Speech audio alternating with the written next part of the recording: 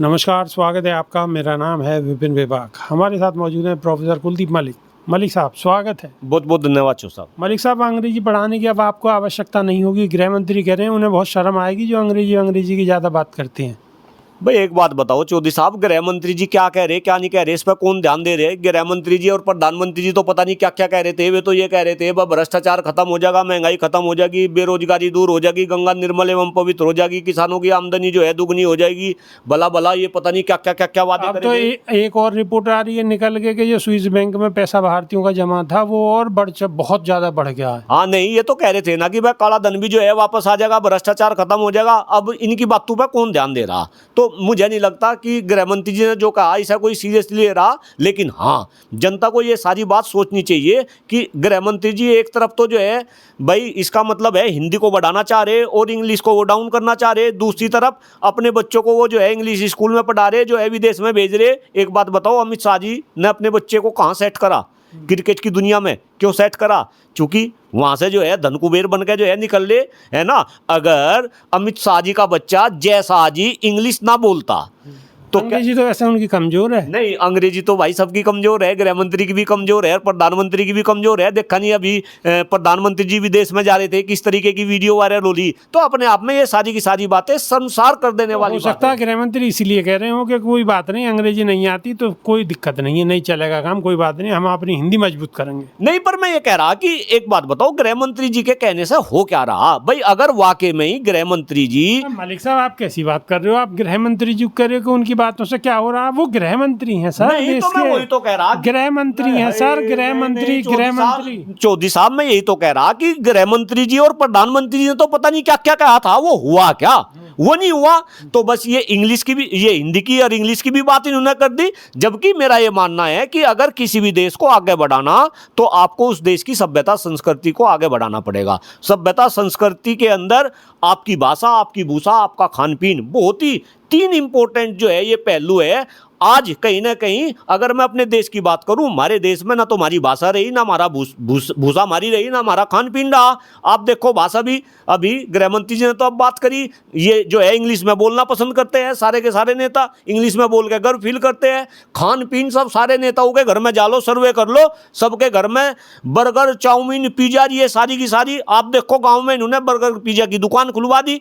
इसके बाद में भाई भाषा की बात होगी, भूषा की बात होगी, खान पीन की बात होगी, खान पीन भी सारा विदेशी। लेकिन हो क्या रहा ये तो और पहनावे भी तो और पहनावे में भी देख लो, पहनावे में भी ये तो कोट टाई जो है पहनना पसंद करे। मैं तो देखा नेता भी मई जून के महीने में भी कोट पैंट और टाई लगा के जो है ये इन्होंने जो है भाषा, ये भूषा भी इनकी विदेशी हो रही। लेकिन ये जनता को बहका रहे, ये जनता को फिसला रहे। अब आप एक बात बताओ, संस्कृति मजबूत करने के लिए उत्तर प्रदेश के स्कूलों को बंद करने की कवायद चल रही है। हाँ बिल्कुल, आप एक बात देखो, चूंकि वहां तो हिंदी में ही सारे बच्चे पढ़ रहे। भाई गरीब का बच्चा सरकारी विद्यालय में जा रहा, अब ये सरकारी विद्यालयों का जो है समायोजन कर रहे, उस पर अलग अलग तरीके की कंडीशन लगा रहे। तो अब अगर ये हिंदी के इतने बड़े जो है तरफदारी करने वाले हैं, पक्षधर है, हाँ हिंदी के पक्षधर है, उसके उसमें ये तरफदारी कर रहे, तो फिर सरकारी विद्यालय बंद क्यों? भाई जो इंग्लिश मीडियम के विद्यालय, इन पे अंकुश क्यों नहीं? आप अपना सारा का सारा जितना भी शैक्षणिक कार्य हो रहा, आप इसे हिंदी में क्यों नहीं करते? आपके घर में हिंदी क्यों नहीं यूज होती? आपके जो ऑफिस है, जो दफ्तर है, उसमें सारा का सारा काम जो है हिंदी में क्यों नहीं होता?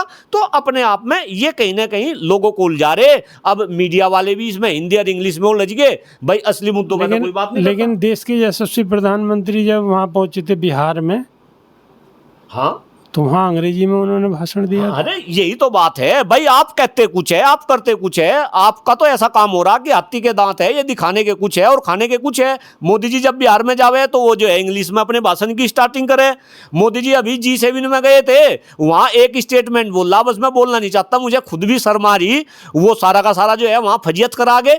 तो कहीं ना कहीं भाई बस मेरे दिमाग में आप क्या कह रहे हो? मोदी जी ने फजियत करवा दी बाहर जाके, और सरकार तो कह रही है और बीजेपी वाले कह रहे हैं कि डंका बज रहा है। क्या डंका बज रहा? अभी G7 में गए, पहली तो बात निमंत्रण नहीं मिला, पता आपको इस बात का, क्योंकि हम मुद्दे से भटक गए, मुद्दा हम दूसरा कर देते।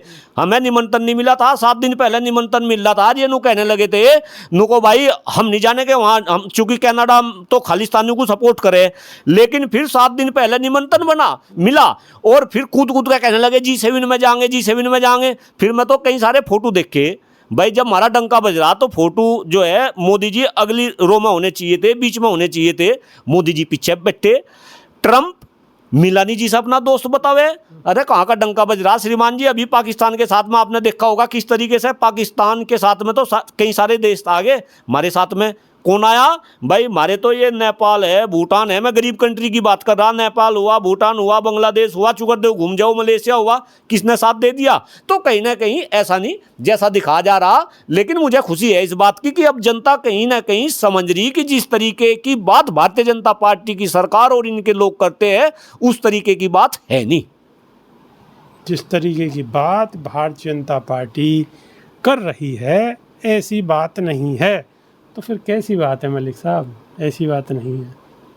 भाई बात ऐसी है कि ये जो काम इन्हें करने थे और जिन काम के लिए ये आए थे वे काम तो ये कर नहीं पाए। अब तो ये अलग अलग मुद्दों में उलझा रहे। मैंने पहले भी बताया, आप 2014 में जब भारतीय जनता पार्टी की सरकार आई, आप इनके वादे देख लो, आपको पता चल जाएगा। भ्रष्टाचार खत्म करने का वादा था, महंगाई खत्म करने का वादा था, 2 करोड़ युवाओं को प्रतिवर्ष रोजगार देने का वादा था, गंगा को निर्मल एवं पवित्र करने का वादा था, किसानों की आमदनी 2022 तक दुगनी करने का वादा था। 15 दिन हुआ, 15 लाख का चलो वो तो जुमला बता ही दिया। तो ये तो सारे काम हुए नहीं। अब ये खमा कभी हिंदी ले आवेंगे, कभी जो है किसी जल्लूस पे जो है पथराव हो जाएगा, जाति धर्म संप्रदाय की बात करने लगे, और खास तौर से जब इस देश में चुनाव आएंगे। अब आपको पता बिहार में चुनाव आ रहे, अलग अलग राज्यों में चुनाव है, तो ये फिर उसमें उलझा देंगे। भाई तुम चुनाव में सारे के सारे नेताओं को मैं कह रहा, मैं केवल बीजेपी वालों नहीं, देश में जितनी भी पार्टी है, तब असली मुद्दों की क्यों नहीं बात करते? आप ये बात क्यों नहीं करते कि देश में गरीब का बच्चा कैसे पढ़ेगा? आप ये बात नहीं करते, आप ये बात क्यों नहीं करते कि देश में गरीब लोगों का इलाज कैसे होगा? आप ये बात क्यों नहीं करते कि देश का पर्यावरण खराब होता जा रहा है, इस देश में सांस लेने के लिए हवा नहीं छोड़ी, पीने के लिए पानी नहीं छोड़ा, खाने के लिए शुद्ध खाद्यान्न नहीं छोड़ा, ये पर्यावरण कैसे शुद्ध होगा? इस देश की जल जंगल जमीन कैसे बचेगी? आप ये बात क्यों नहीं करते कि देश में जो युवा इतने बेरोजगार है, बेरोजगारी की तुमने फौज बना दी, इन्हें रोजगार कैसे मिलेगा? आप ये बात क्यों नहीं करते कि इस देश में जिन लोगों को आप 80 करोड़ लोगों को मुफ्त में अनाज दे रहे, ऐसी सिचुएशन कैसे पैदा होगी कि इन्हें मुफ्त में अनाज देना आप कब बंद करोगे? आप ये बात तो करते नहीं, और बस ये खमा की बात। क्यों भाई, शर्म नहीं आती तुम्हें? इस तरीके की बात करते हो तुम। 47 तक विश्व गुरु बना देंगे। हाँ, 47 तक ये विश्व गुरु कैसे बनाओगे? देश में गुरु की तो इन्होंने कमर तोड़ दी। मैं वही तो कह रहा भाई, एक बात बताओ, किसी भी देश को अगर आगे बढ़ाना, शिक्षा व्यवस्था का बहुत उसमें अहम रोल है, और शिक्षा व्यवस्था के रीढ़ की हड्डी गुरु है।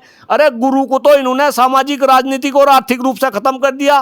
प्राइवेट क्षेत्र में जो बेचारे गुरु काम कर रहे, वे 5-5, 10-10 हजार रुपए में काम कर रहे। देश में तो मजदूर भी ज्यादा कमाई कर रहा है इन गुरुओं से। आज ये कह रहे देश को जो है विश्व गुरु बना देंगे, इस देश को विकसित बना देंगे। शर्म नहीं आती तुम्हें? तुम्हें पता नहीं कि जो भी देश विकसित बना वो केवल और केवल अपनी शिक्षा व्यवस्था के ऊपर काम करके विकसित बना। आप किसी भी देश की बात कर लो चौधरी साहब, आप अमेरिका की बात करो, कनाडा की बात करो, ब्रिटेन की बात करो, चाइना की बात करो, सारे देशों ने शिक्षा व्यवस्था पर काम करा, लेकिन शिक्षा व्यवस्था इन्होंने चौपट कर दी। सरकारी विद्यालय बंद करने लगे, प्राइवेट विद्यालय सारे के सारे नेताओं के, सरकारी अस्पताल सारे के सारे नेताओं के, वहां से कमाई कर रहे, नेता अपना मजे कर रहे, और ये सारे के सारे फिर चंदा और धंधा का खेल कर रहे। इन्हें पार्टी को जो है चंदा दे और इससे सरकार चल रही, तो अपने आप में सारी की सारी बातें बहुत ही गंभीर। मेरा तो ये निवेदन है कि अगर डॉक्टर कुलदीप मलिक इन सारी बातों को समझ रहा, तो हिंदुस्तान के 143 करोड़ लोग भी इन बातों को समझे और इन नेताओं की खटिया खड़ी करे। नेताओं की खटिया खड़ी करेगा कौन? सवाल तो बहुत बड़ा है, क्योंकि नेताओं की अगर खटिया खड़ी हो सकती है तो वो हो सकती है सिर्फ चुनाव में। तो आने वाले चुनाव में अगर आपके मन माफिक काम नहीं हुआ है और कुछ बदलाव चाहते हैं, तो फिर सोच समझ के अपना मत का प्रयोग करें। मलिक साहब की बातों से आप कितना सहमत हैं, अपनी कमेंट के माध्यम से अपनी राय रख सकते हैं। हमें इंतज़ार रहेगा। तो अभी के लिए सिर्फ इतना ही। नई वीडियो में फिर रूबरू होंगे। बहुत बहुत धन्यवाद। नमस्कार। बहुत बहुत धन्यवाद चौ साहब।